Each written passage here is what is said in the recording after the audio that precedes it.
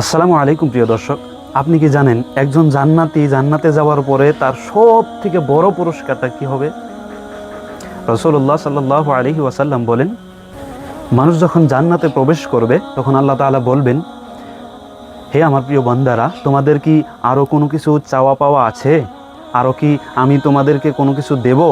তখন জান্নাতবাসীরা বলবে, হে আল্লাহ, আপনি কি আমাদের মুখমণ্ডল উজ্জ্বল করে দেন নাই? আপনি কি আমাদেরকে জান্নাতে প্রবেশ করিয়ে দেন নাই? আপনি কি আমাদেরকে জাহান্নাম থেকে রক্ষা করে দেন নাই? তারপর আল্লাহ তাআলা পর্দা উঠিয়ে দিবেন, সুবহানাল্লাহি ওয়া বিহামদিহি, এবং জান্নাতবাসীরা আল্লাহ তাআলাকে দেখতে পারবে। সুবহানাল্লাহ। জান্নাতের ভিতরে সবথেকে বড় পুরস্কার এবং সবথেকে আনন্দময় পুরস্কার হলো যে একজন জান্নাতি আল্লাহ তাআলার সাথে সাক্ষাৎ করতে পারবে। সুবহানাল্লাহ। আল্লাহ তাআলা আমাদের সবাইকে জান্নাতে যাওয়ার তৌফিক দান করুন এবং জান্নাতে গিয়ে আল্লাহ তাআলার দিদার নসিব দান করুন, আমিন। যদি ভিডিওটি ভালো লাগে শেয়ার করবেন এবং পেজটি ফলো দিয়ে পাশে থাকবেন।